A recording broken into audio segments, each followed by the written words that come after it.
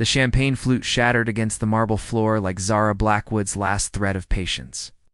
Crystal fragments scattered across the opulent penthouse, each shard reflecting the city lights that glittered 40 stories below like fallen stars. "You promised me the Ashford contract," she hissed, her emerald eyes blazing with fury as she faced the man who had just destroyed her life. 3 years of my work, Marcus. 3 years of building that portfolio, and you hand it to your nephew instead. Marcus Caldwell adjusted his silk tie, his weathered face showing not a hint of remorse. "Business is business, darling. Family comes first." He poured himself another drink, the amber liquid catching the light like liquid gold. "Besides, you're far too emotional for such a delicate operation." Emotional. The word hit her like a physical blow. She had sacrificed everything for Caldwell Industries, had let her artistic dreams wither while she crafted corporate espionage into an art form. Her fingers traced the scar on her wrist, hidden beneath her designer bracelet, a reminder of how far she had fallen from the idealistic girl who once believed in love and truth. "I made you millions," she said, her voice dropping to a dangerous whisper. "The Chen merger, the Whitmore acquisition, the Rodriguez takedown, all me. And you were compensated handsomely." Marcus moved to the window, his reflection ghost-like in the glass. "But Victor Ashford requires a more subtle touch. Someone who can get close to him, make him trust completely before we strike." Zara's laugh was sharp as winter wind. "You mean someone disposable?" "I mean someone beautiful enough to catch his attention, and cold enough to destroy him when the moment comes." Marcus turned, his gray eyes calculating. "Unfortunately, my dear, you've proven yourself too attached to your targets. The Riverside project last month, for instance. You let sentiment cloud your judgment. The Riverside project, where she had discovered that her target, a small-town mayor, was using the development funds to build a children's hospital, where she had walked away instead of completing the job, costing Caldwell Industries a $30 million deal. Consider this your termination," Marcus continued, pulling an envelope from his jacket. "Effective immediately. Security will escort you out." The envelope landed on the coffee table with a soft thud. Severance pay, blood money, enough to disappear, to start over, to pretend the last 3 years had never happened. But Zara Blackwood had never been one to run. She picked up the envelope, her movements deliberate and controlled. "You're right about one thing, Marcus. Victor Ashford does need a more subtle touch." She slipped the envelope into her purse, along with the flash drive she had palmed from his desk while he wasn't looking. "Insurance," she called it. "Someone "Who can get close to him? What are you saying?" "I'm saying you just made the biggest mistake of your life." She moved toward the door, her heels clicking against the marble like a countdown. "Because now I'm going to destroy Victor Ashford myself. Not for your money, not for your company, but for the pure satisfaction of watching you realize what you've lost." Marcus's face paled. "Zara, you can't. The non-compete clause, the confidentiality agreements are worth exactly what you've just shown my loyalty is worth." She paused at the door, her hand on the crystal handle. "Nothing." The elevator ride to the parking garage felt like a descent into hell, each floor marking another step away from the life she had built and toward something darker. Her reflection in the polished steel doors showed a woman she barely recognized anymore. Gone was the wide-eyed art student who had believed in happy endings. In her place stood someone harder, sharper, deadly in all the ways that mattered. Her phone buzzed with a text from her only remaining friend, Sarah. "Coffee tomorrow. You sound stressed." Stressed. If only it were that simple. Zara deleted the message without responding. Where she was going, she couldn't afford the luxury of friendship. She couldn't afford the weakness of human connection. The parking garage was empty except for her silver Porsche, a gift from Marcus during better times. She had kept it pristine, a symbol of her success. Her transformation from struggling artist to corporate predator. Now it would serve a different purpose. She slid behind the wheel and pulled out her laptop, fingers flying across the keys as she accessed databases that technically no longer existed.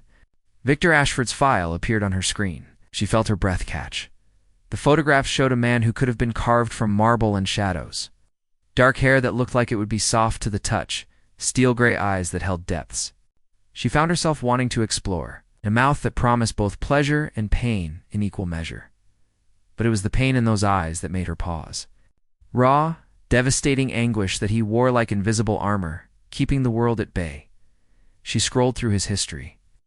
Tech mogul turned recluse after a scandal that had destroyed his company and his reputation. 33 failed housekeepers. In 18 months, a man who trusted no one and needed nothing the world had to offer. Perfect. She memorized every detail, every weakness, every pressure point that would make him vulnerable. His deceased parents, his failed engagement to socialite Amanda Cross, his guilt over the environmental disaster that had cost him everything. By the time she closed the laptop, Zara Blackwood, the corporate spy, was gone. In her place sat someone new. Someone carefully crafted for a single purpose. She would become whatever Victor Ashford needed her to be. She would make him trust her, depend on her, maybe even love her, and then she would destroy him so completely that he would never recover. It wasn't about money anymore. It wasn't even about revenge against Marcus's. It was about proving that she was exactly as cold and ruthless as everyone believed her to be. That sentiment and emotion were luxuries she could no longer afford. The employment agency smelled of desperation and stale coffee when she walked in the next morning. Her appearance carefully altered. Gone were the designer clothes and perfect makeup in their place. She wore a simple black dress that suggested refinement fallen on hard times, and she had darkened the circles under her eyes, just enough to suggest sleepless nights.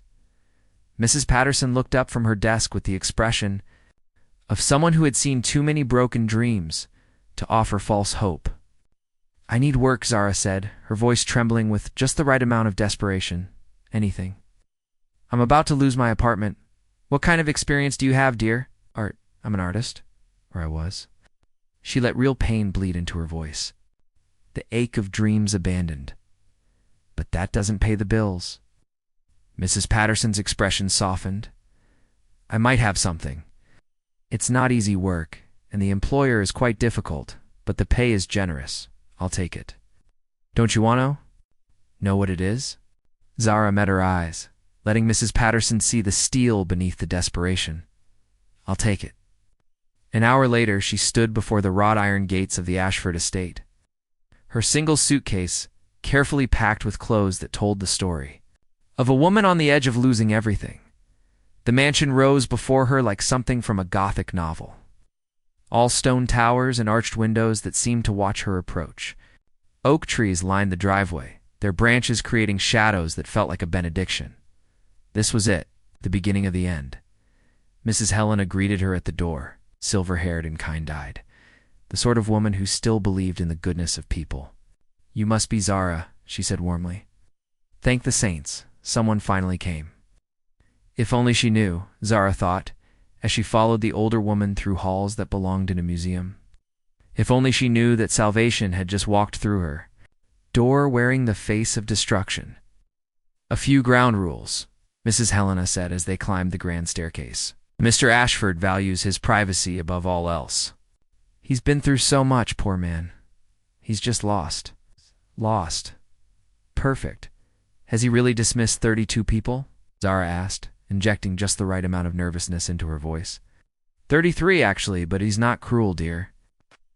Just forgotten how to let anyone help him." Help. Such a pretty word for what Zara had planned. The bedroom they gave her was fit for royalty.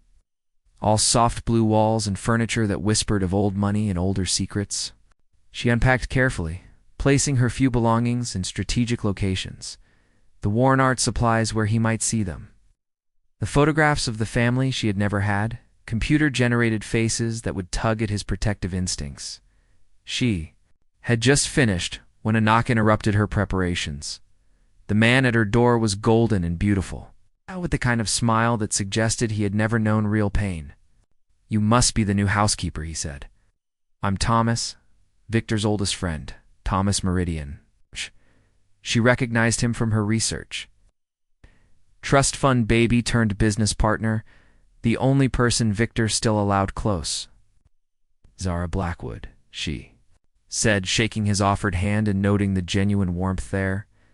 Such a shame she would have to destroy him, too. Brave of you to take this position, Thomas said. Or perhaps desperate. Both, she thought, but didn't say. The voice cut through the air like a blade. Zara felt her carefully constructed facade almost slip. Victor. Ashford stood at the end of the hallway like something carved from shadow and starlight. It was more devastating in person than any photograph could capture. Tall and broad-shouldered, he moved with predatory grace. Every step calculated and controlled. But it was the pain in his steel-gray eyes that almost undid her. Raw, soul-deep anguish that called to something in her she had thought long dead. No, she couldn't afford compassion. Not now. I didn't realize we were entertaining guests, Victor said, his voice carefully neutral. But she caught the tremor beneath the control. When his gaze swept over her, she felt it like a physical touch, and when their eyes met, something electric passed between them, recognition so sudden and fierce it left her breathless. This was going to be easier than she had thought. Just welcoming our new staff member, Thomas said. Victor, this is Zara. I know who she is. Victor stepped closer, and she caught his scent. Expensive cologne mixed with something uniquely him that made her head spin despite herself.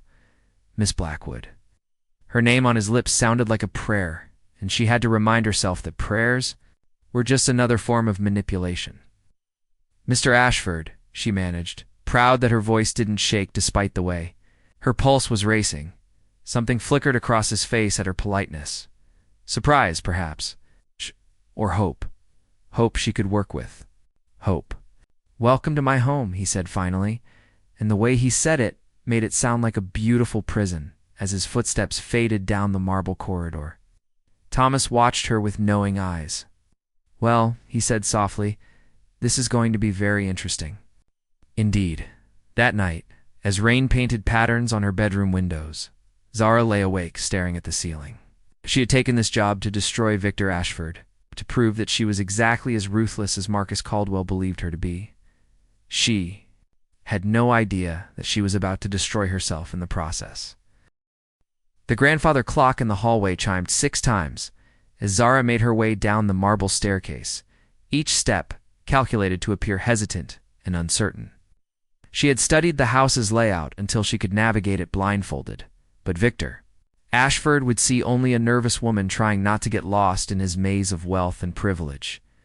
Mrs. Helena waited in the kitchen, a warm smile creasing her weathered face. Good morning, dear. I trust you slept well? Eventually Zara lied, accepting the cup of tea the older woman offered. The truth was, she had spent most of the night reviewing Victor's psychological profile, memorizing the triggers that would make him vulnerable. This place takes some getting used to. 40 years I've worked in grand houses, and this one still takes my breath away sometimes. Mrs. Helena bustled around the kitchen, preparing what looked like enough breakfast to feed a small army. Dough. It's been quieter these past 2 years. It's quiet if you ask me. What happened 2 years ago? The question seemed innocent enough, the natural curiosity of a new employee, but Mrs. Helena's smile faltered slightly. That's not for me to say, love. Mr. Ashford values his privacy. Privacy. Another word for secrets. And Zara had made a career of uncovering those. Of course, she said quickly, injecting just enough embarrassment into her voice. I didn't mean to pry. Well, you're not prying, dear. It's natural to be curious. Mrs. Helena placed a hand on her shoulder, the gesture so genuinely maternal that Zara felt an unexpected stab of guilt. Just remember that some wounds need time to heal, and poking at them only makes them hurt worse. Wounds, perfect. The morning routine was simple enough. Dust the library, organize the study, prepare lunch and leave it outside Victor's door like an offering to a temperamental god. Mrs. Helena had warned her that he rarely emerged before noon, preferring to work through the night and sleep away, the daylight hours. Like a vampire, Zara thought, then immediately chastised herself for the fanciful notion. She couldn't afford to romanticize her target, no matter how compelling he might be. The library was a cathedral of knowledge, floor-tootling shelves filled with leather-bound volumes that probably cost more than most people's cars. The sunlight streamed through tall windows, illuminating dust motes that danced in the air like tiny spirits. She was reaching for a book on the top shelf when a voice made her freeze. Careful, that one's worth more than most people make in a year. Stood in the doorway, and in the morning light, he was even more devastating than she remembered. He wore dark jeans and a black sweater that clung to his broad shoulders, his hair still damp from a shower, without the shadows of the hallway to hide behind.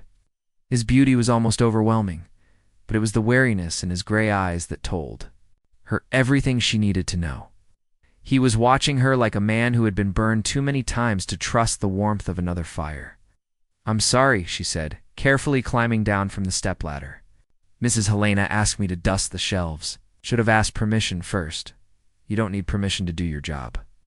He moved into the room, his presence filling the space until it felt smaller, more intimate. "Though I appreciate the courtesy, most of your predecessors didn't bother. Most of my predecessors probably weren't afraid of breaking something priceless." Something flickered in his expression. Amusement, perhaps. "Are you afraid of me, Miss Blackwood?" The question hung in the air between them, loaded with undercurrents. She pretended not to understand. "Should I be? Everyone else seems to be." There was pain in those words, carefully hidden but unmistakable to someone who knew how to look. She had found her opening. "I'm not everyone else," she said simply, meeting his gaze without flinching. For a moment neither of them moved, ear between. Them crackled with tension, and Zara felt her carefully constructed facade threatening to slip. There was something about the way he looked at her, as if he could see straight through to her soul, that made her want to confess everything. Instead, she turned back to her dusting, acutely aware of his presence behind her. "You're an artist," he said suddenly. She nearly dropped the feather duster. "What? Your hands?" "They're stained with paint, despite your attempts to scrub it clean. Ultramarine blue, if I'm not mistaken, with traces of cadmium yellow." Damn. She had been so careful, but apparently not careful enough. "I used to paint," she said, allowing real sadness to creep into her voice, before life got in the way. "What kind of paintings?" "Abstract mostly. Emotions given form and color." She laughed bitterly, the sound only half feigned. "Not exactly marketable in today's world. Beauty rarely is." The words were so quiet she almost missed them, but when she turned, she found him studying one of the paintings on the library wall. It was a seascape, all turbulent waves and storm-dark skies. The kind of piece that spoke of passion and pain in equal measure. "That's beautiful," she said, meaning it despite herself. It was painted by someone who understood suffering. The voice was distant, as if he were speaking to himself rather than to her. "Sometimes I think that's the only art worth creating, the kind that comes from genuine pain." "You sound like you speak from experience." The words slipped out before she could stop them, too curious, too personal. Victor's expression shuddered immediately, the walls slamming back into place. "I should let you get back to your work," he said, already moving toward the door. "Mr. "Ashford, wait." She caught his arm without thinking, then immediately released it when she felt the tension in his muscles. "I'm sorry, I didn't mean to overstep." He paused, looking down at where her hand had touched him. "What did you mean to do?" The question was a trap, she realized. He was testing her, looking for the angle, the manipulation, the hidden agenda that everyone else brought to his door. "I meant to be kind," she said, and for once, she wasn't entirely lying. "You look like someone who could use a friend." Victor studied her for a long moment, those steel-gray eyes searching for deception. "I don't have friends, Miss Blackwood. I have employees, business associates, and people who want something from me." "Which category do you fall into?" "Employee," she should have said. It would have been safe, expected, keeping the boundaries clear and professional. Instead, she heard herself say, "I don't know yet." Something shifted in his expression, a crack in the armor she hadn't expected to find so soon. "Neither do I," he admitted, then left her standing alone in the library with the dust motes dancing around her like fallen stars. The afternoon brought Thomas Meridian back to the estate, his golden presence a stark contrast to Victor's darkness. He found Zara in the garden, where she had been asked to cut flowers for the dinner table. "How are you settling in?" he asked, settling on a stone bench nearby. "It's beautiful here," she said, carefully snipping roses that probably cost more per stem than most people's hourly wage. Peaceful. Peaceful is one word for it, tomb-like. Is another. Thomas's expression grew serious. He wasn't always like this, you know. Victor used to light up every room he entered. He was passionate about everything, especially his work. What changed? Thomas was quiet for so long, she thought. He wouldn't answer. When he spoke, his voice was heavy with old grief. He trusted the wrong person, someone he loved, someone he thought loved him back. She destroyed him so completely that I'm not sure he'll ever recover. Zara's hand stilled on the roses. What? Did she do? Sold him out to his competitors? Used everything he told her in confidence to destroy his company, his reputation, his life? The environmental disaster that cost him everything? That was her doing? She fed his rivals information about a project he thought was secure, and when it went wrong, he took the blame. The roses blurred in her vision, and she had to blink hard to clear it. That's terrible. Amanda Cross.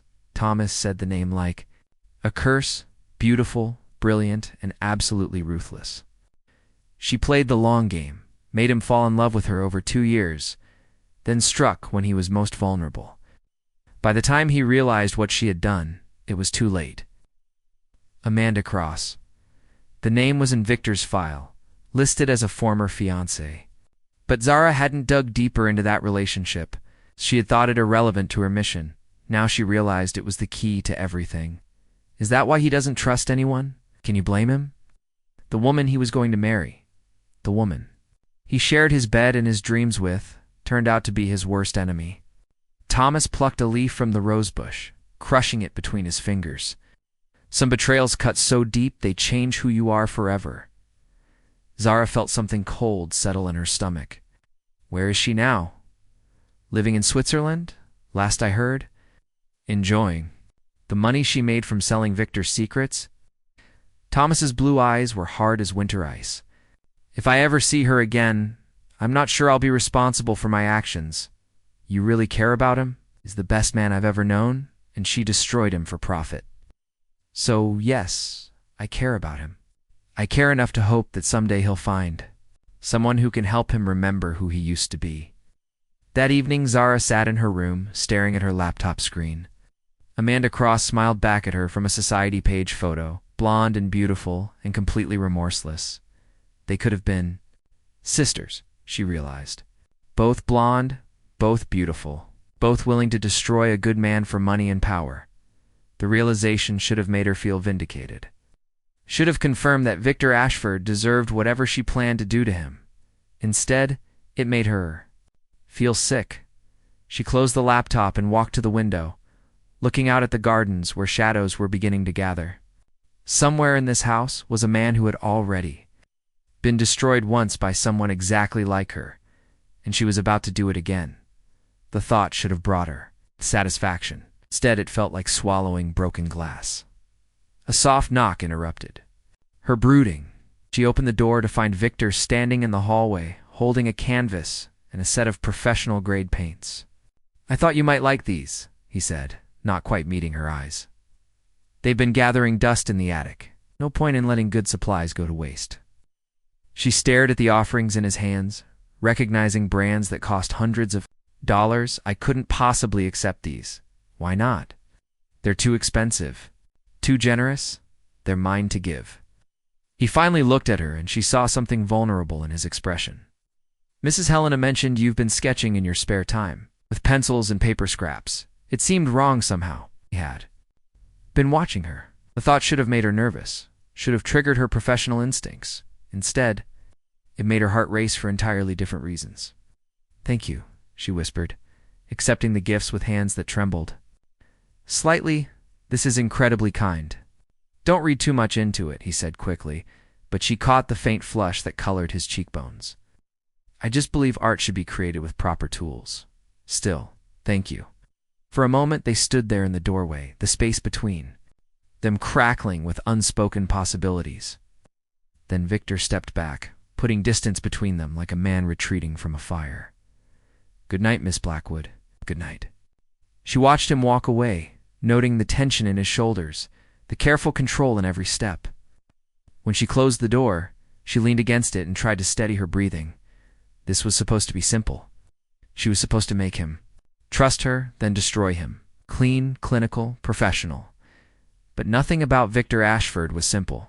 She was beginning to realize that destroying him might require her to destroy herself in the process. The paints sat on her dresser like an accusation. Their bright colors, a stark contrast to the darkness growing in her heart. She had come here to prove she was as ruthless as Amanda Cross. What she hadn't expected was to discover that maybe, just maybe, she didn't want to be. The painting emerged from the canvas like a confession written in color and light. Zara had been working on it for 3 days, losing herself in the familiar rhythm of brush against surface, the way the paints blended and bled into each other.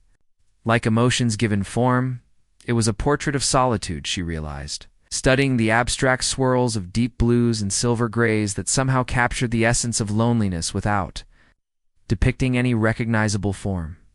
The kind of peace that came from the deepest part of her soul, the part she had tried so hard to bury. It's magnificent.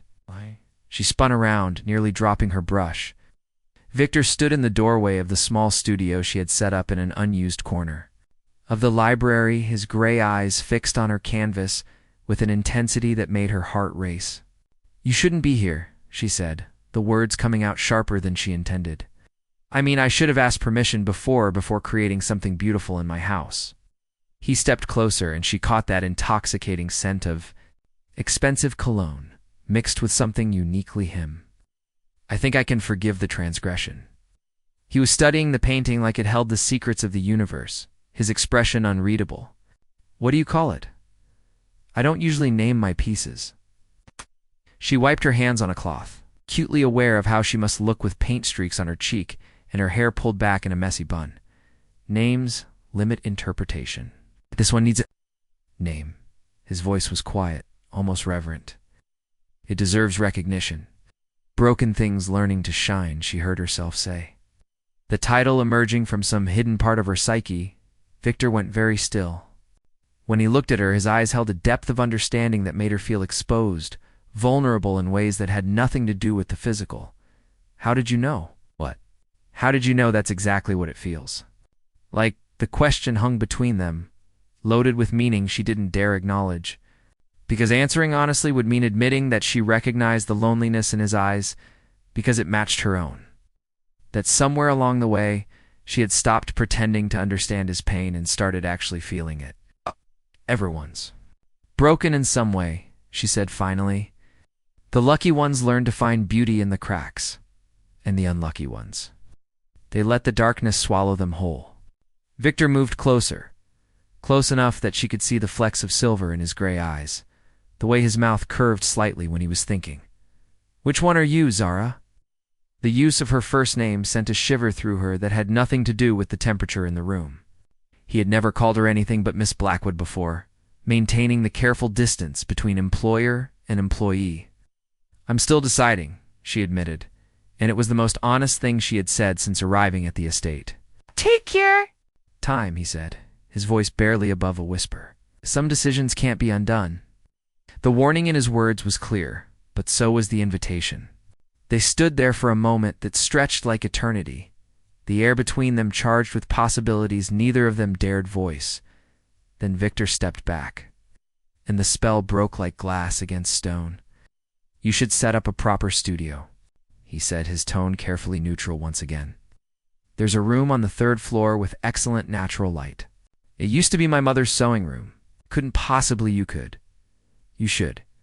He was already moving toward the door, retreat written in every line of his body. "Mrs. Helena will show you where it is."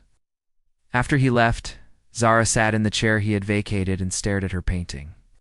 The abstract swirls seemed to mock her now, their beauty tainted by the deception that had created them. She pulled out her phone and scrolled through her contacts until she found the number she needed. "Marcus," she said, when he answered, injecting ice into her voice. "I wanted to give you an update, Zara." His surprise was evident even through the phone. "I didn't expect to hear from you so soon. Have you made contact?" "I'm inside the estate. Ashford is beginning to trust me." "Excellent. How long before you can access his files? The question hit her like a physical blow. Files, records, evidence that could be used to destroy what little remained of Victor's reputation. It's complicated. She heard herself say, he's more guarded than expected. But you can handle it, could she? A week ago, the answer would have been an unqualified yes. Now, with the memory of Victor's eyes still burning in her mind, she wasn't sure of anything. Of course, she lied, but it will take time. It's been burned before. I need to be careful. Don't take too long, darling. My nephew is eager to move forward with our plans, and patience has never been the family's strong suit. The line went dead, leaving Zara staring at her phone and wondering when she had started thinking of Victor as a person rather than a target. The third-floor studio was a revelation. Tall windows faced east and north, flooding the space with the kind of light artists dreamed about. Someone had already moved her easel and supplies up there, arranging them with care near the windows. Mr. Ashford had it cleaned this morning, Mrs. Helena said, watching Zara's reaction with knowing eyes. He also had these brought up from storage. These turned out to be canvases, dozens of them in various sizes, all blank and waiting, professional grade. Brushes still in their packaging, tubes of paint in colors she had only dreamed of owning. This is too much, Zara whispered, running her fingers over supplies that probably cost more than she had made in her last 3 corporate jobs combined. That man has been walking around like a ghost for 2 years, Mrs. Helena said quietly. Yesterday was the first time I've seen him smile since before the incident. The incident. Such a delicate way to describe the destruction of a man's entire life. What was he like before? Zara asked, settling at her easel and beginning to squeeze paint onto her palette. Alive, Mrs. Helena said simply. Full of passion and dreams and hope for the future, he was going to change the world, you know. His sustainable energy project would have revolutionized everything. What went wrong? Mrs. Helena was quiet for so long that Zara thought she wouldn't answer. When she spoke, her voice was heavy with old grief. He trusted someone he shouldn't have. Someone who took his heart and his dreams and crushed both under her heel for 30 pieces of silver. His fiancée, Amanda Cross. Beautiful as a poisoned apple and twice as deadly. Mrs. Helena's usually kind face hardened. She played him like a violin for 2 years, made him believe she loved him, made him trust her with everything he held dear. How did she do it? Started small. Questions about his work, his goals, his fears. He thought she was interested in his dreams. Turns out she was cataloging his weaknesses. Mrs. Helena shook her head sadly. She fed information to his competitors, sabotaged key projects, set him up to take the fall when everything went wrong. Zara's hand stilled on her brush. The parallels were too close, too painful to ignore. Why are you telling me this? Because I see the way he looks at you, the way you look at him. Mrs. Helena's eyes were sharp, despite her age. Because I pray to God you're not another Amanda Cross come to finish what she started? The accusation hit like a physical blow, stealing Zara's breath, because that was exactly what she was, wasn't it? Another beautiful woman with hidden motives. Another poison apple waiting to destroy him. I would never, she began, but the words died in her throat because they weren't true. She had come here to do exactly what Amanda Cross had done, just for different reasons. Mrs. Helena studied her for a long moment, then nodded slowly. Yeah, because that man deserves someone who will love him for who he is, not what he can give. Them. Love. The word hung in the air after Mrs. Helena left, a possibility Zara had never allowed herself to consider. She had spent so many years building walls around her heart, protecting herself from the kind of pain that came with caring. Too much. Love was weakness. Attachment was liability. And emotions were tools to be used against others, not felt for yourself. But as she painted, losing herself in color and light, she found herself thinking about gray eyes and gentle hands in the way. Victor had looked at her artwork like it was something precious. The painting that emerged was different from anything she had created before. Warmer somehow, despite the cool palette of blues and silvers. It showed a figure emerging from darkness, reaching toward light that seemed to dance. Just beyond his fingertips, she was so absorbed in her work that she didn't hear the footsteps on the stairs. Didn't realize she had an audience until a soft gasp made her turn. Victor stood in the doorway, his face pale as winter moonlight. His eyes were fixed on the canvas with an expression she couldn't decipher, something between wonder and devastation. "You see too much," he said finally, his voice barely above a whisper. "I see what's there."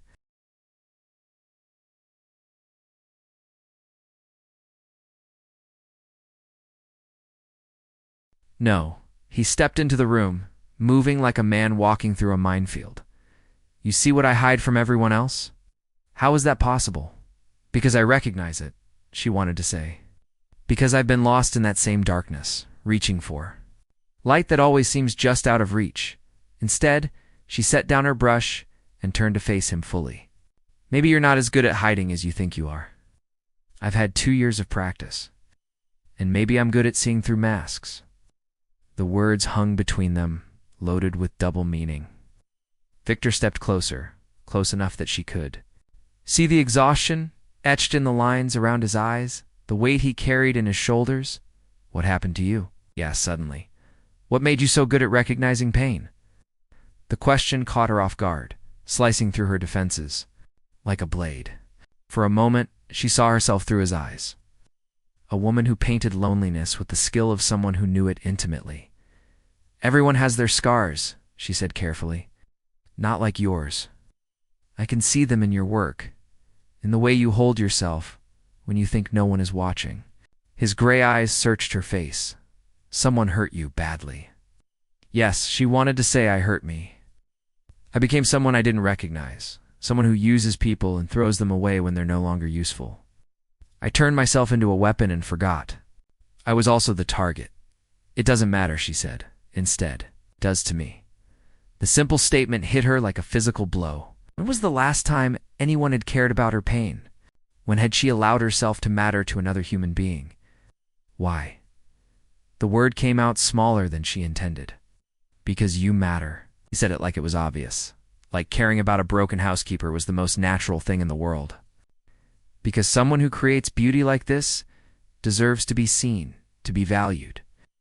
Zara felt tears threatening, hot and unwelcome. She blinked them back, but not before Victor noticed. "I'm sorry," he said quickly. "I've overstepped. I'll leave." "You too. Your work." "Don't." The word escaped before she could stop it. "Please don't go." Victor froze halfway to the door. "Zara, I'm tired of being alone," she admitted, the truth slipping out like blood from a wound. "I'm tired of pretending I don't need anyone. That I don't hurt, that I don't dream of someone who might actually care." He turned back to her slowly, his expression unreadable. "You're not alone now, aren't I? I'm your employee. You're my boss." "There are lines that can't be crossed, rules that can't be broken. Fuck the rules." The profanity sounded strange coming from his usually controlled mouth, but it sent a thrill through her that she couldn't deny. "Victor, do you know how long? It's been since someone looked at me like I was human instead of a cautionary tale, since someone saw something worth saving instead of something to be pitied or feared." He was moving toward her again, each step deliberate and sure. "Do you know what it's like to live in a world where everyone wants something from you? Where every smile hides an agenda? Where trust is a luxury you can't afford?" She knew. God help her. She knew exactly what it was like because she had been on both sides of that equation. "Yes," she whispered. "Then you understand why this terrifies me." He stopped just within arm's reach, close enough that she could feel the heat radiating from his body. "You understand why I can't afford to trust you, to want you, to hope that. Maybe this time it could be different, Victor, but I do." His hand came up to cup her face, thumb brushing away a tear she didn't realize had fallen. "Against all logic, against all experience, against every instinct for self-preservation I have left, I trust you." The words shattered something inside her chest, something she had built carefully over years of disappointment and betrayal. Because he was looking at her like she was salvation instead of damnation, like she was the answer to prayers, instead of the punishment for sins, and she was about to destroy him for it. "You shouldn't," she said, her voice breaking. "You don't know me. You don't know what I'm capable of. Then tell me." His other hand came up to frame her face, holding her like she was something precious and fragile. "Tell me your secrets, Zara. Let me see your scars. Trust me with your darkness the way I'm trusting you with mine." This was it. the moment of truth. She could confess everything, throw herself on his mercy, and hope that somehow, some way, he might forgive her for what she had planned to do. Or she could lie. She had been lying since the moment she walked through his doors. I was engaged once, she heard herself say, choosing a middle path between truth and deception. To a man who said he loved me, who promised me everything I had ever dreamed of. What happened? He was using me. For my connections, my trust. Fund my innocence. When he was done taking what he needed, he discarded me like trash. The story was close enough to the truth to hurt, even if the details were different. It destroyed me, made me question everything I thought I knew about love, about trust, about whether I was worth anything more than what I could give someone else. Victor's thumb stroked her cheekbones, wiping away tears that wouldn't stop falling. He was a fool, was he? Or was he just smarter than I was? He was a fool to let you go. A fool to waste something so precious. Victor's voice was fierce, protective in a way that made her heart ache. You are not what you can give someone else, Zara. You are worth everything just as you are. The declaration broke her completely. She collapsed against his chest, sobbing for the woman she used to be. The dreams she had abandoned, the love she had never believed she deserved. Victor's arms came around her, strong and sure, holding her while she fell apart. He didn't try to fix her, didn't offer empty platitudes or false promises. He just held her, letting her cry until there were no tears left. I'm sorry, she gasped when she could finally speak. I'm so sorry. For what? For lying to you. For planning to destroy you. For being exactly the kind of person you should run from. For being broken, she said instead. We're all broken, he murmured against her hair. Ain't. The question is whether. We can find someone willing to love us anyway. Could he love her? Could she love him? The questions hung in the air between them, dangerous and tempting as forbidden fruit. Victor, she began, not sure what she wanted to say. I know this is complicated, he said, pulling back to look at her. I know there are a dozen reasons why this is a terrible idea. I can't pretend I don't feel something for you. Something I haven't felt in 2 years. What do you feel? Hope. The word was barely a whisper.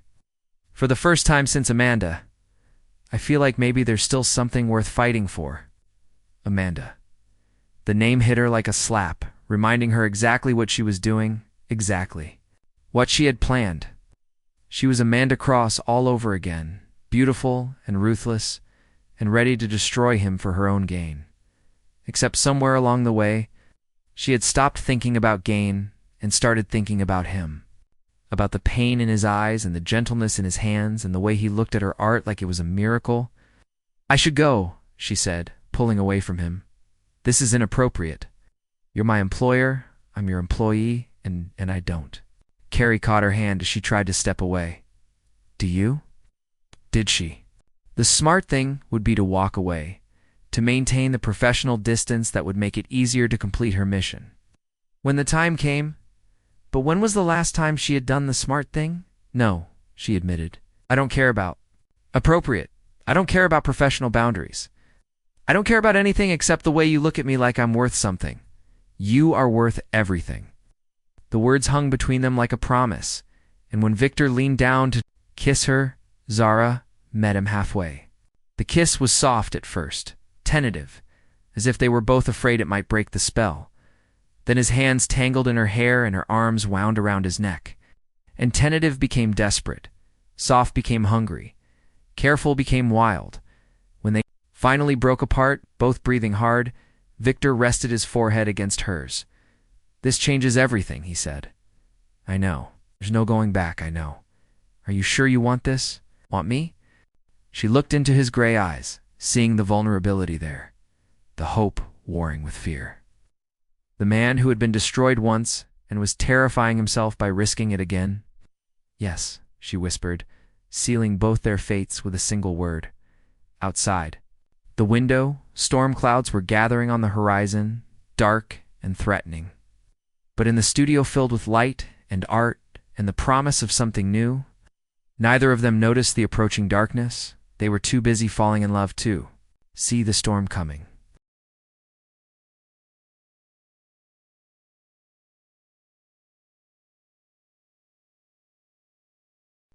The storm that had been threatening for days finally broke at 3 in the morning, rattling the windows of the estate with winds that howled like banshees. Zara lay awake in Victor's arms, listening to the rain lash against the glass and trying to memorize the feeling of his heartbeat against her cheek. 2 weeks had passed since that first kiss in the studio. 2 weeks of stolen moments and whispered conversations and the gradual dismantling of every wall she had built around her heart.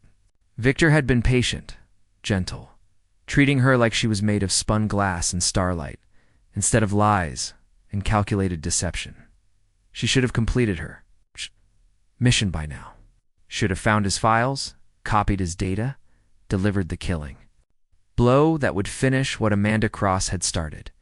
Instead, she had found herself falling deeper into a life that felt more real than anything she had experienced in years. Can't sleep. Victor's voice was rough with drowsiness, his arm tightening. Around her waist, the storm. She lied because she couldn't tell him the truth. Couldn't say that she lay awake most nights now, paralyzed by the weight of her deception and the growing realization that she was in love with the man she had come here to destroy.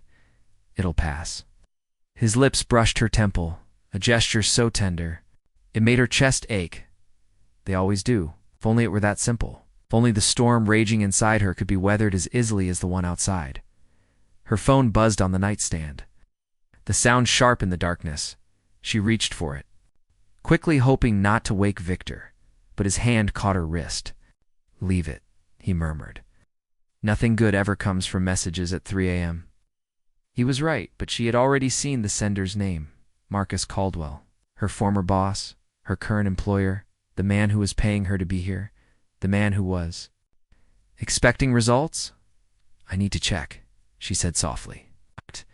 "It might be important."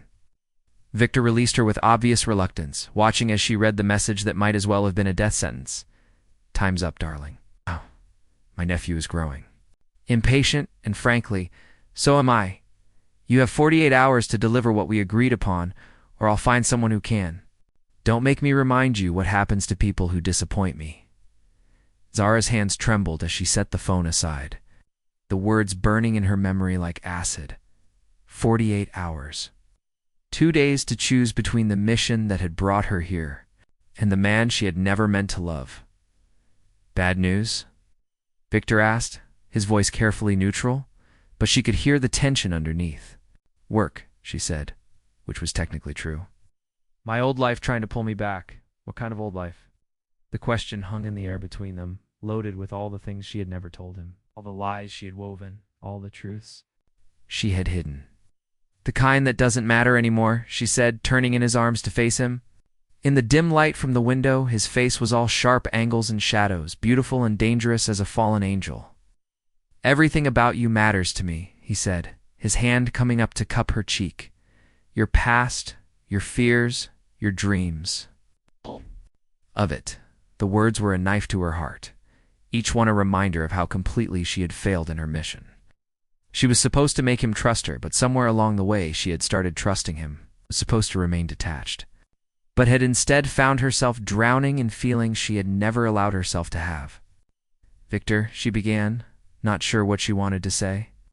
"I know this is moving fast," he said, misreading her hesitation. "I know we haven't known each other long, and there are things about my past that make this complicated. But I need you to know something." "What?" "I love you." The words fell between them like stones into still water, creating ripples that would change everything. "I know it's too soon. I know it's crazy, but I love you, Zara. For the first time in 2 years, I feel alive again, and it's because of you." The confession shattered what remained of her resolve. Here was this beautiful, broken man offering her his heart, the same heart that had been destroyed once before by someone exactly like her. "I love you too," she whispered, the words torn from her soul. Despite every logical reason to keep them locked away, Victor's eyes widened, as if he hadn't dared hope she might feel the same way. "Do you mean that?" "More than I've ever meant anything in my life." It was true. Despite everything, despite the lies and the mission and the 48 hours hanging over her head like a sword, she loved him with a completeness that terrified. Her Victor kissed her then, deep and desperate, as if he could seal her promise with the touch of his lips. When they broke apart, both breathing hard, he pressed his forehead against hers. "Stay with me," he said. "Not just tonight, but always. I know it's selfish. I know I'm asking you to give up your old life, but I can't bear the thought of losing you, Victor. I'll give you everything. A real studio, all the supplies you could ever want, a chance to show your work in galleries that matter. I'll give you the world if you'll just stay." The offer was everything she had once dreamed of, everything the struggling artist in her had always wanted. Freedom to create, security to dream, love to sustain her through it all. All she had to do was betray the man offering it to her. "I need time to think," she said, hating herself for the words even as they left her lips. Something flickered in Victor's eyes, a shadow of the old wariness. Time to think about what? About everything? About us. About what this means. About whether I'm ready for something this big.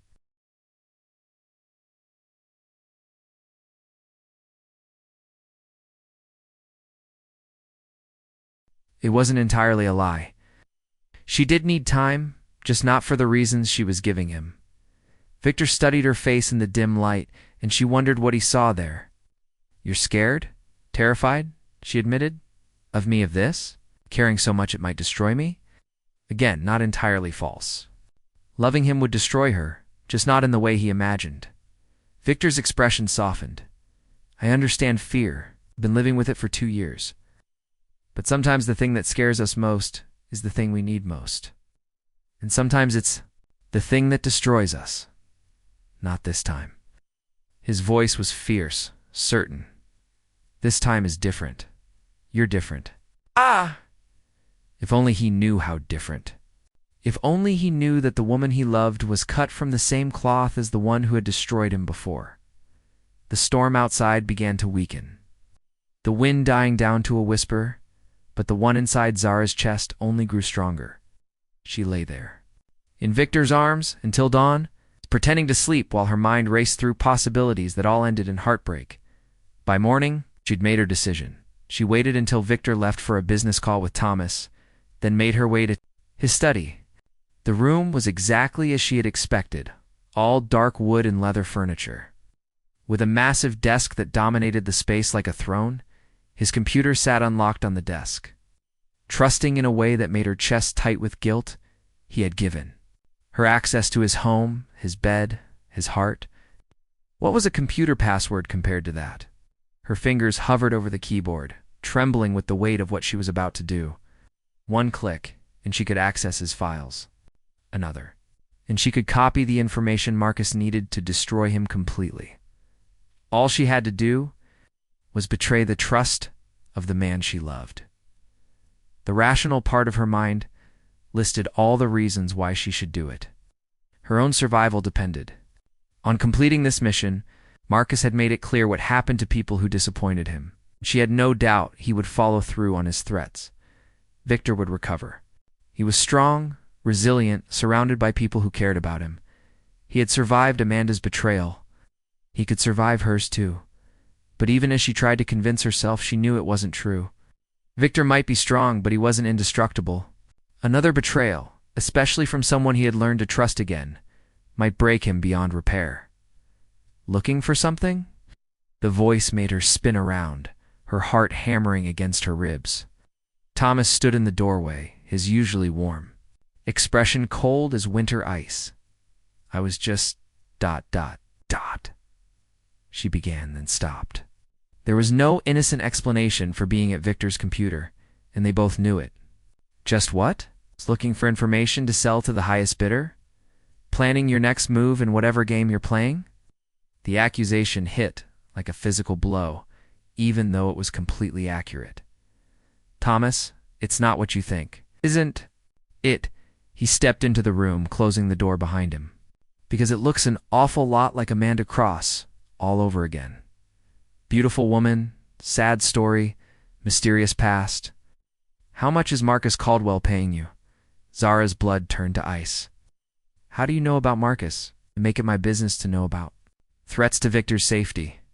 Did you really think I wouldn't run a background check on the woman who suddenly appeared in his life? Thomas's blue eyes were hard as diamonds. Zara Blackwood, former corporate spy, recently terminated from Caldwell Industries. It's very good at what you do, from what I hear. The room felt like it was spinning around her. All her careful planning, all her assumed identities, and Thomas had seen through it all. How long have you known? Since your second day here. I was going to have you removed immediately. But then I saw the way Victor looked at you. For the first time in 2 years, he was alive again. So I decided to wait to see what your game was. And now you know. Do I? Because honestly, I'm not sure anymore. Thomas moved closer, his expression shifting from anger to something more complex. Oh, the woman who came here to destroy Victor would have completed her mission weeks ago. She wouldn't have hesitated, wouldn't have fallen in love with her target. What makes you think I've fallen in love? Because you're standing here arguing with me instead of copying his files. Because you look like you're about to be sick at the thought of betraying him. Because despite everything, despite your training and your mission and whatever threats Caldwell has made, you can't bring yourself to hurt him. Thomas was right, and they both knew it.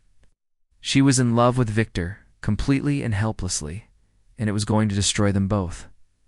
He can never know, she said finally. Whatever happens, he can never know what I came here to do. That's not up to me. Thomas's expression was implacable. But I'll make you a deal. You have until tonight to tell him yourself, or I will.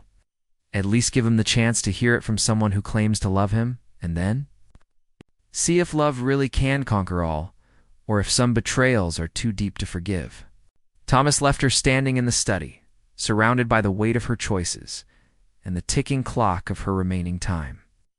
Through the window, she could see Victor in the garden, his face turned toward the sun like a man emerging from a long darkness. In a few hours, she would have to tell him the truth. She would have to watch the light in his eyes die, would have to see him realize that once again, he had trusted the wrong person. But for now, for these last few precious hours, she could pretend that love was enough to overcome lies, that redemption was possible for someone like her, that happy endings weren't just fairy tales told to children who still believed in magic. Outside, Victor looked up at the window and smiled when he saw her, raising his hand in a gesture that was half greeting, half benediction. Zara pressed her palm against the glass and smiled back, storing the image in her memory like a photograph she could carry into the darkness ahead. Tonight, she would tell him everything. Tonight, she would lose him forever.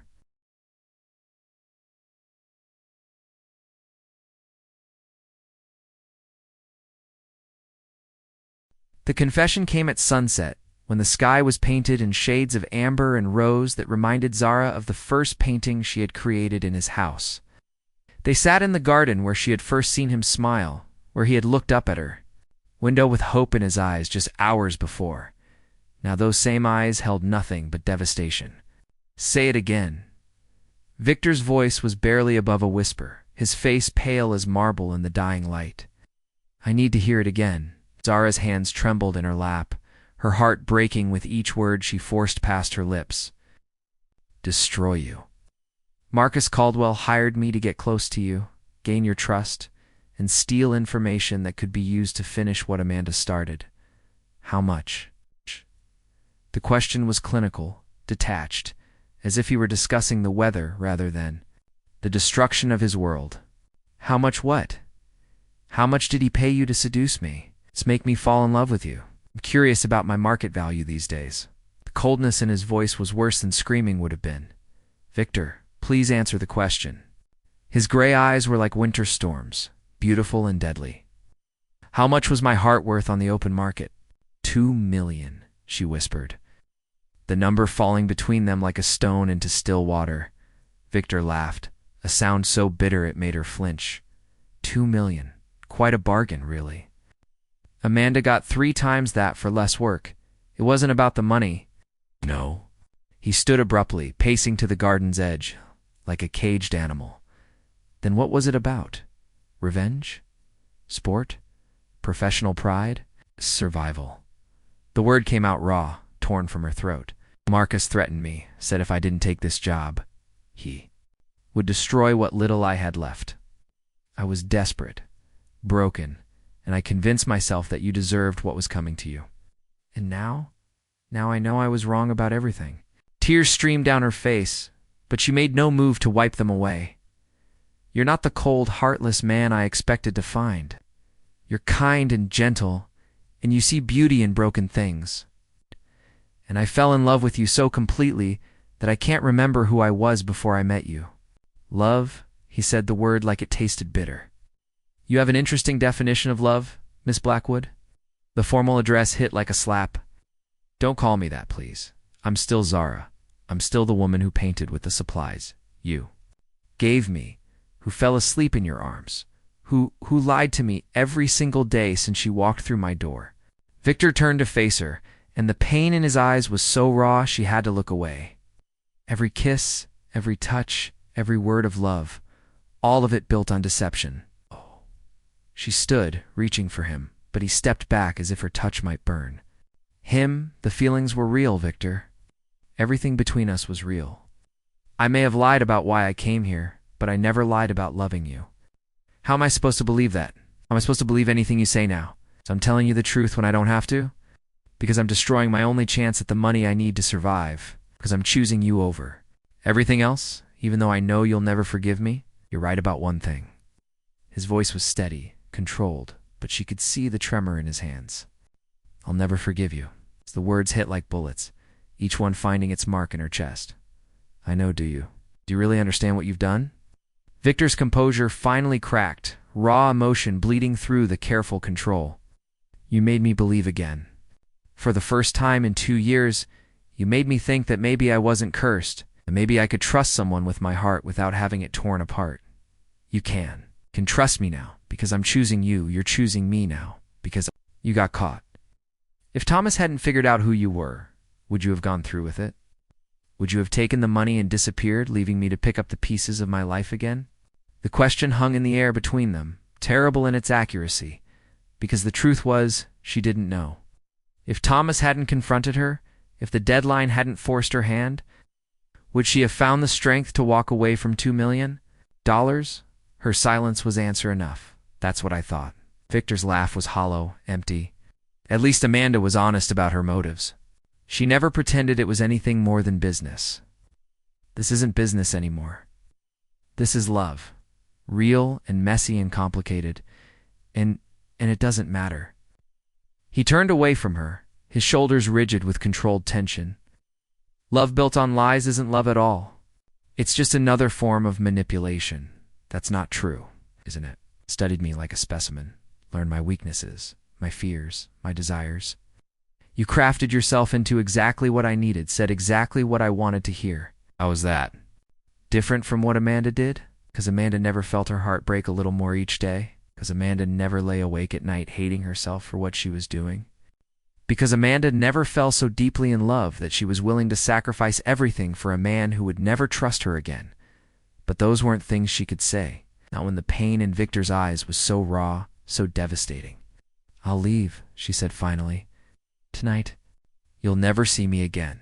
No. The sharp response surprised her. No. You'll stay until Marcus Caldwell arrives. And you'll tell him exactly why his mission failed. Victor's voice was cold as Arctic wind. I want him to know that he's perfect. Weapon developed a conscience. Victor, you don't understand.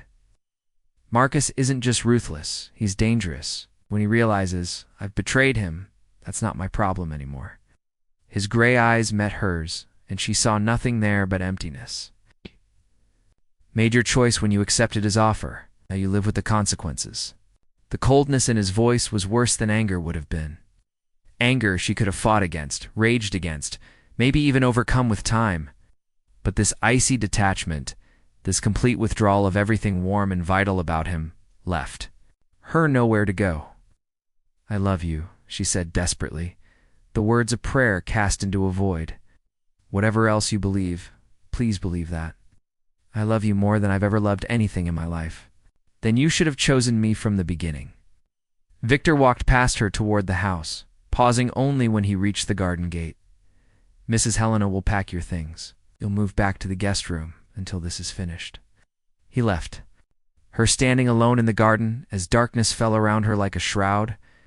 Above, stars appeared one by one in the clear sky, distant and cold as the look in his eyes. 3 days later, Marcus Caldwell arrived at the estate in a black town car that looked like a hearse. Zara watched from her window as he climbed the front steps, his silver hair gleaming in the afternoon sun, his expensive Suda armor of respectability that hid the predator beneath. She met him in the library, the same room where she had first spoken to Victor about art and pain and broken things learning to shine. The irony wasn't lost on her. Darling, at! Marcus's smile was sharp as a knife. You look terrible. Has rustic life not agreed with you? Hello, Marcus. I trust you have what I came for. The files, the financial records, the delicious secrets that will let us destroy Victor Ashford once and for all. No, the single word fell between them like a gauntlet thrown down. Marcus's smile didn't waver, but something dangerous flickered in his gray eyes. I'm sorry. I thought you said no. I did. The mission is over, Marcus. I'm not giving you anything. Ah, he settled into one of the leather chairs with the casual grace of a man accustomed to power. Love, is it? How disappointingly predictable. Call it whatever you want. I'm done. I'm afraid it's not that simple, darling. You see, we had an agreement. A contract, if you will. I don't take kindly to people who break their contracts with me, then fire me. My pay. Report me to whatever professional organizations matter. I don't care anymore. Marcus laughed, the sound echoing off the library's vaulted ceiling. Oh, my dear naive girl, you think this is about money? About professional reputation? Something? Cold settled in Zara's stomach. What else would it be about? Control, power, the principle of the thing. Marcus reached into his jacket, withdrawing a slim folder that he placed on the coffee table between them. You see, I know all about your sordid little past. The things you did for money, the people you destroyed, the lives you ruined. Fascinating reading, really. I'm not ashamed of my past. No, not even the Riverside Project. Marcus opened the folder, revealing photographs that made Zara's breath catch. Poor Mayor Richardson. Did you know his daughter was killed in that? Car accident, 3 months after you destroyed his reputation? Couldn't live with the shame, apparently? Drove her car off the Riverside Bridge at 3 in the morning? The photo showed a young woman with bright eyes and a radiant smile, probably. No more than Zara had never seen her before, but she knew with sickening certainty that this was the cost of her choices. The human wreckage left in the wake of her corporate espionage.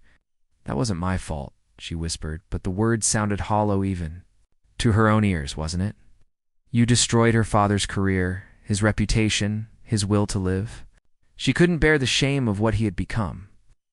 Marcus's voice was conversational, almost pleasant. Of course, if this information were to become public, along with your other exploits, it might be difficult for you to find work anywhere.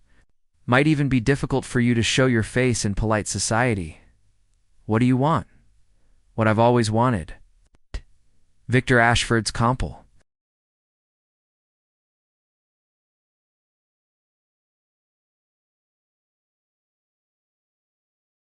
Come to give you a choice.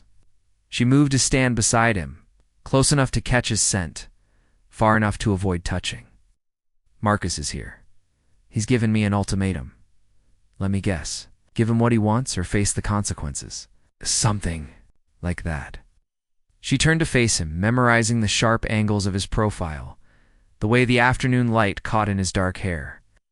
He's threatened to destroy me completely if I don't cooperate, to reveal things about my past that would make you hate me even more than you already do.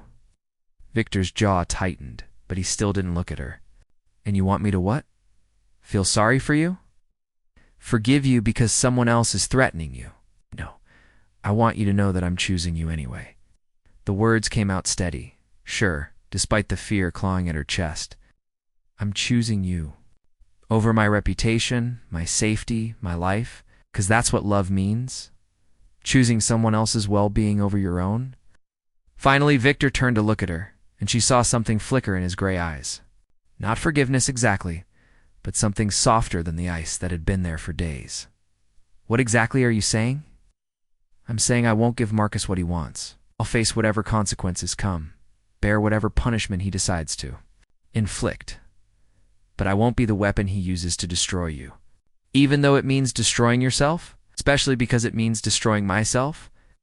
She reached into her pocket, withdrawing the flash drive she had taken from Marcus's office weeks ago. This contains enough evidence to put him away. For the rest of his life, corporate espionage, blackmail, conspiracy, everything. Victor stared at the small device. Why are you giving this to me? Because you deserve justice. Because the people he's hurt deserve justice. Because sometimes the only way to stop a monster is to become the hero you never thought you could be. Zara, I know you'll never forgive me. I know you'll never trust me again, and I accept that. But I need you to know that loving you changed me. It made me remember who I used to be before the world broke me, made me want to be someone worthy of the love you offered. Victor was quiet for a long moment, studying her face as if looking for deception. You realize what this means? If you refuse Marcus and expose him, he'll retaliate. He'll make good on his threats. I know, and you're willing to face that. For you. For the chance that maybe, someday, you might think of me as something other than the woman who betrayed you. Yes, the silence stretched between them, heavy with unspoken possibilities. When Victor finally spoke, his voice was softer than it had been in days. There's something you should know about the Riverside Project.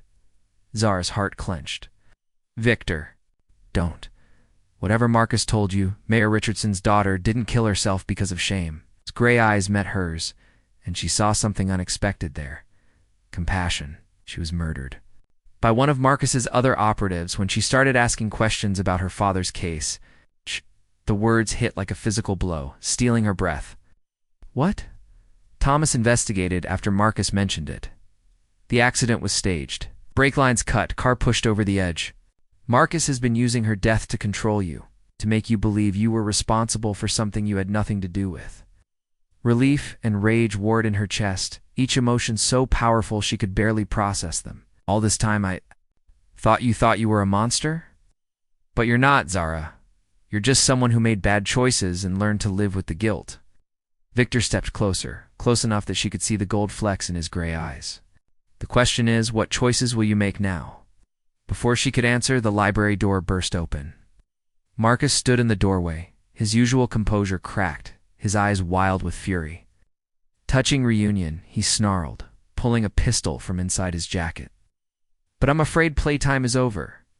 Victor stepped protectively in front of Zara, his body a shield between her and the weapon. Get out of my house, Caldwell. Oh, I'll leave, but not empty-handed. Marcus's smile was sharp as broken glass. You see, I've grown tired of playing games. If I can't have Victor Ashford's reputation, I'll settle for his life. You're insane. I'm practical. Dead men can't fight back, can't expose secrets, can't interfere with business.